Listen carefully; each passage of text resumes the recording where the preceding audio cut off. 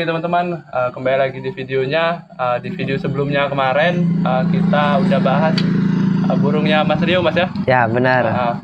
Namanya siapa Mas? JR Mas ya? JR. Dan itu sudah beberapa kalinya berprestasi mau di dalam maupun di dalam Luar kota.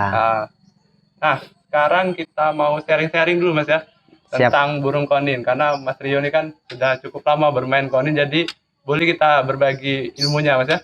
Bener, boleh. Boleh ya. Soal kita sambil belajar. Ya, supaya teman-teman subscriber bisa belajar dari Mas Rio juga ya. Ya benar. Kita saling belajar.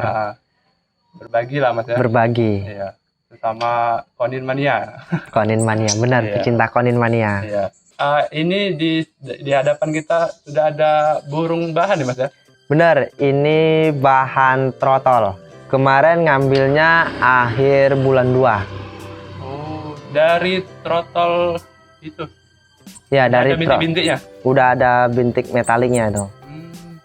Akhir bulan 2. Itu ngambil di Om Biokan atau dari teman Mas?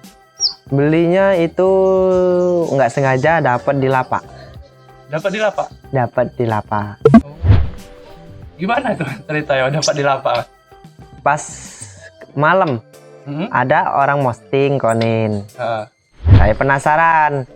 Langsunglah saya ke lokasi mau ngecat konin yang saya pantau. Apa saya malah tertarik dengan yang ini, yang satunya lagi. Bukan yang pertama tadi ya? Bukan yang pertama, saya tertarik dengan yang ini. Nah itu penilaian dari Mas Tio kok milih burung ini itu apa Mas? Karena saya hobi burung ini, pertama dia tinggi. Dari kaki Mas? Ya dari kaki. Dari parunya dia tebel. Dan kepalanya dia nggak cepak, bulat. Oh iya. Kalau kepala cepak, saya mah nggak hobi. Saya hobinya jenis burung lah, itu palanya yang bulat-bulat. Nggak mau yang rata gitu? Nggak yang rata. Berarti itu tergantung selera lah Mas? Tergantung selera sih. Intinya kalau selera saya mah palanya bulat. Tapi kalau para anjuk pencinta pemula-pemula itu tergantung kembali ke selera masing-masing. Kalau dari isiannya itu Mas belum pikirkan Mas ya untuk ambil burung ini pas pertama kali itu?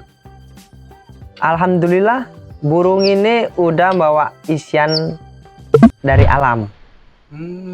Itu isiannya nggak salah mantenan itu asli isian dia itu. Tadi kan dari trotol Mas ya? Ya dari trotol. Nah mungkin di sini ada teman-teman dari subscriber gitu kan. Nah pingin melihara dari trotol. Itu berapa bulan Mas dari sampai dia metalik ini Mas? Kalau burung sih tergantung burungnya. Dia ada yang cepet, ada yang lambat. Semua itu tergantung dari konsumsi pakan sehari-hari dia. Ya kalau konsumsinya tercukupi, mudah-mudahan dia cepat mutasi. Berarti balik lagi ke rawatan kitanya Mas? Kembali ke rawatan. Sama kuncinya sabar. Ya. Karena nggak sebentar Mas. Nggak sebentar miara burung. Nah, jenis burung apa aja intinya kuncinya sabar. Sebab ya kayak saya juga ya dibilang ya saya masih pemula, masih banyak yang senior dari saya kan. Ya tapi saya masih tetap belajar dari burung, apa kendak burung, masih belajar nyampe saat ini. Nah kalau Mas kemarin berapa bulan Mas ini ngerawatnya sampai metalik itu? Dari akhir bulan 2 masuk bulan 3, 4, 5, 6, 7, 8. Udah 8 bulan. Umur dia nyetak KTP-nya pas nggak sengaja kan saya bawa gantang. Itu alhamdulillah dia mau kerja. Itu dapat nominasi 7. Udah lumayan Mas ya. Nominasi 7. Itu akhir bulan 6. Bulan 6. Jadi bulan 3, bulan 4, bulan 5 dia udah full metalik. Bulan 6 udah saya ajari di lapangan. Udah mulai latihan-latihan gitu ya. Di lapangan. Biar dia terbiasa ya. Biar dia terbiasa. Burung ini juga saya pernah bawa ke acara Bupati Cup di 4 Lawang Tebing. Ini serempak dari JR. Sini kan burung ini kan saya beri nama burung ini Binter. Binter. Sebab ngapa kasih saya nama Binter? Dulu saya punya burung ya tipikalnya kayak gini, badan, paruh, tingginya. Cuma beda di buntut. Kalau ini agak sedikit pendek, yang kemarin dia panjang. Berhubung burung itu hilang, jadi alhamdulillah dapat penggantinya persis kayak dia. Lah saya kasih nama dia Binter. Dari Mas Rio sendiri nih, ini kan saya lihat dacok Mas ya? Ya, ini dacok ini. Ada coklat. Ya. Nah, itu kalau di konin itu kan ada dada merah, coklat, hitam Mas ya? Ya, dahit. Nah itu pengaruh nggak sih Mas dari karakter burungnya? Sebenarnya burung itu kan beda-beda karakternya. Sama segi warna itu, kalau warna itu nggak ngaruh. Asli dia kan damer. Itu asli alam. Dada merah Mas ya? Dada merah. Damer itu kan dada merah itu asli burung dari alam. Kalau udah rawatan dia pasti positif mengorak, pasti ada perubahan seperti dacok sama dahit. Tapi untuk misalnya kan, dada hitam atau coklat itu lebih bagus dari dada merah. Menurut Mas sendiri gimana Mas? Kalau Mas, ya? menurut saya pribadi nggak ngaruh. Mau damer, dacok, dahit, itu bagi saya sama semua. Nggak ada yang beda-beda. Kata orang bagus yang dacok, bagus yang dahit.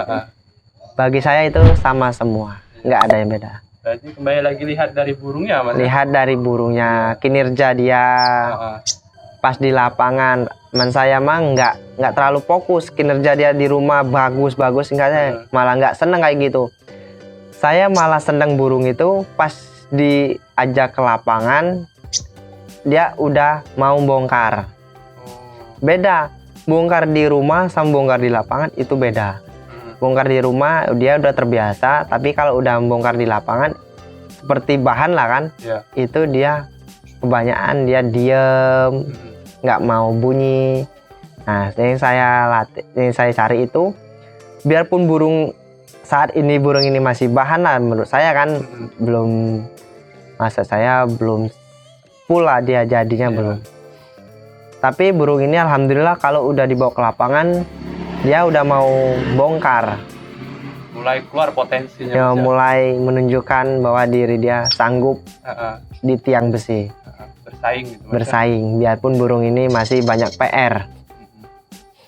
Nah, kalau Mas Rio sendiri itu kalau beli burung bahan lebih milih burung trotolan atau udah jadi metalik Mas? Kalau bahan itu kembali ke selera ya. Saya kan kalau ngombyok kayak gitu, saya lihat-lihat dulu burungnya, fispek badannya.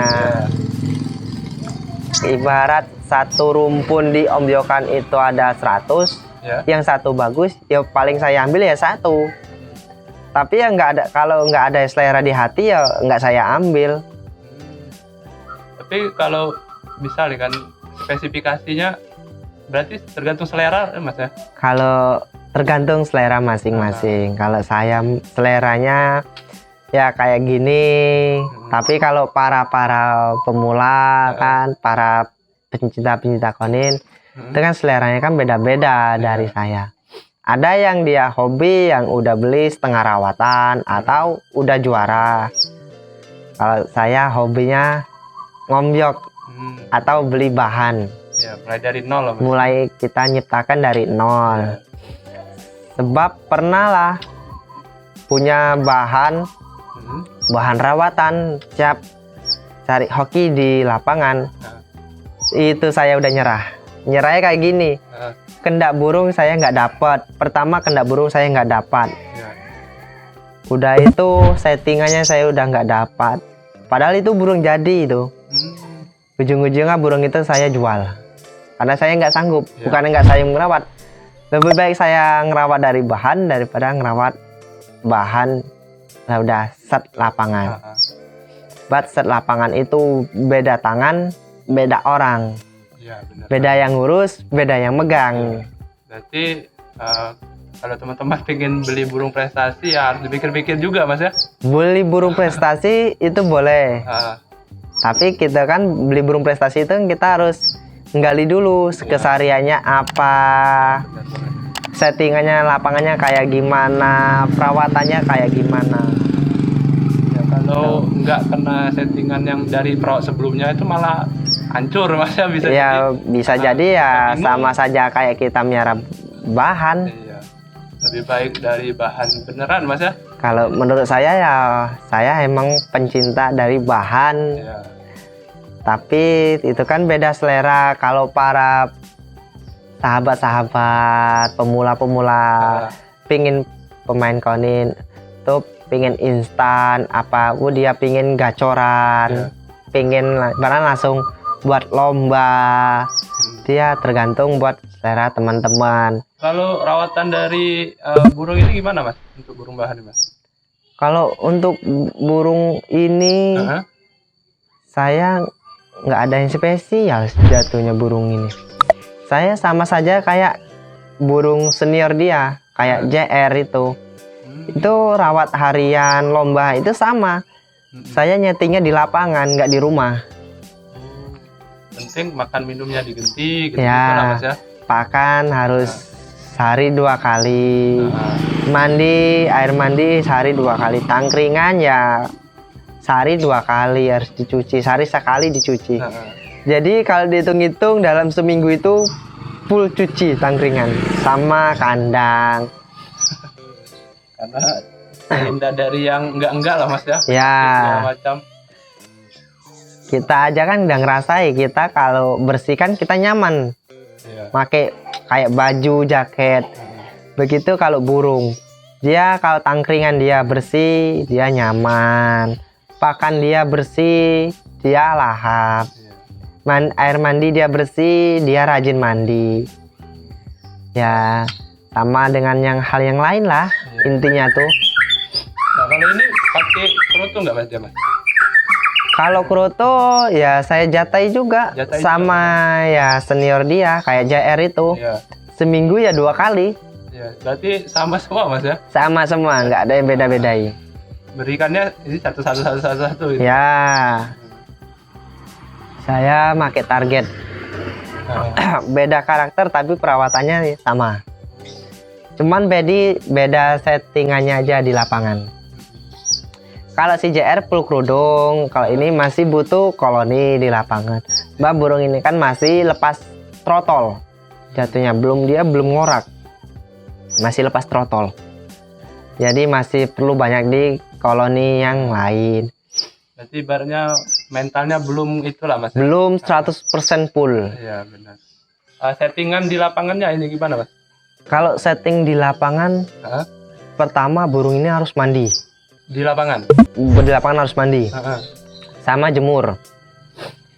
Udah mandi, selesai jemur, koloni. Sampai mau turun. Berarti satu sesi mau turun, burung ini udah siap-siap. Kroto harus siap, air gula harus siap burung ini. Mas Rio sendiri melihat kan biasa ngurus burung bahan. Nah itu kalau lihat burung koni ini kan, ini bisa nih bawa ke lapangan. Nah itu ciri-cirinya gimana Mas? Burung koni udah siap untuk kita mainkan di lapangan.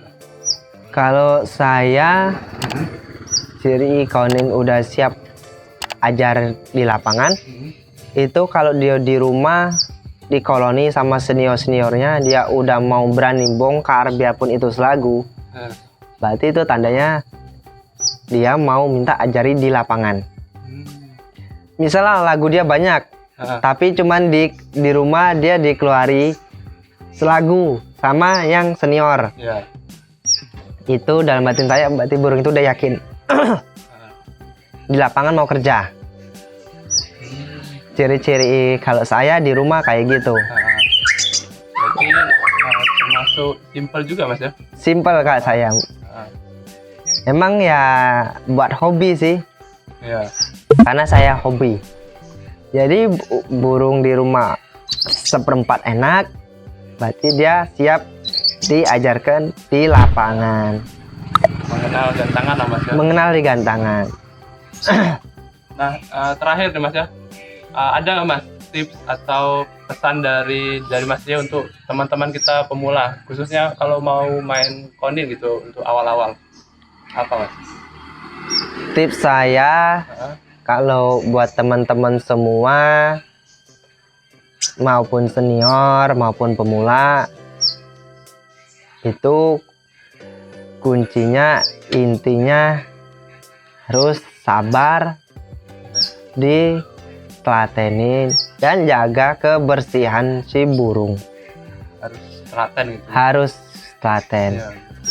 Burung di rumah udah nyaman, di tangkringan, mudah-mudahan di lapangan dia mau belajar nyaman. Ya. Sebab nyamannya di rumah belum tentu nyamannya di lapangan. Ya. Nyamannya di lapangan belum tentu dia nyaman di rumah. Beda konin, beda karakter. Ada yang mau full kolonin, ada yang nggak mau sama sekali dikolonin. Ya. Burung. Iya sih, kalau main burung konin ini memang harus banyak sabar Mas ya. Bener. Mulai dari rawatan dia dari Trotol, terus masterinnya juga iya, tuh harus bener. sabar gitu. Terus apa tuh di koloni juga Mas ya, Bener. banyak treatmentnya. Nah, tambahan Mas, menurut Mas sendiri itu kalau kita merawat konin satu gitu Mas ya di rumah, itu kurang bisa masuk di gantangan atau mitos saja itu Mas? Kalau menurut saya ya, saya udah nyoba sendiri. Dulu pertama saya pemain konin, main konin lah itu kan, bukan pemain konin, baru-baru belajar main konin. Ya. Itu saya hanya ada satu, konin satu, pleci satu, sama emang nggak salah itu sparaja, sparaja satu. Ya. Ternyata emang benar kata suhu-suhu yang lain. Ya. Kalau konin itu harus lebih dari 3, terus lebih dari 3 lah, minim 3 itu. Terus dia koloni. Sebab burung ini kan sistem main burung koloni, kayak seperti lovebird, pleci, itu kan main burung kolonin. Saya emang burung sendirian dia oke lah, ngeri kalau di rumah. Wah, apa yang punya dia keluarin semua. Pas ketemu musuh, dia kebanyakan dia nyerang, enggak sih. Kepalanya itu dan rucup, kayak mau nyerang ya. Dia nggak mau bunyi. Jangan kan mau bunyi, ngeribik aja dia nggak mau. Oh, jadi dia fokus ke lawan ya? Fokus mau nyerang lawannya dia. Oh, mungkin ya karena nggak pernah ketemu tadi ya. Benar. Jadi nggak terbiasa gitu. Benar. Jadi benar Mas ya, harus main koloni minimal 3 tadi ya. Dia 3 itu udah minim. Minimal 4, 5. Itu ya sanggup para teman-teman zamannya kayak khusus pemain konin. Nah, mungkin itu aja video kita Mas ya. Terima kasih udah mau berbagi sharing-sharing. Khususnya aku sendiri pun masih awam lah kalau main konin gitu kan. Banyak dapat informasi juga dari Mas Rio ini. Ya, terima kasih udah mau berbagi gitu kan. Semoga tambah konser burungnya ini. Amin. Kita ya sama-sama belajar intinya. Nggak ada suhu, nggak ada pemula, intinya kita sama-sama belajar. Menurut saya itu aja.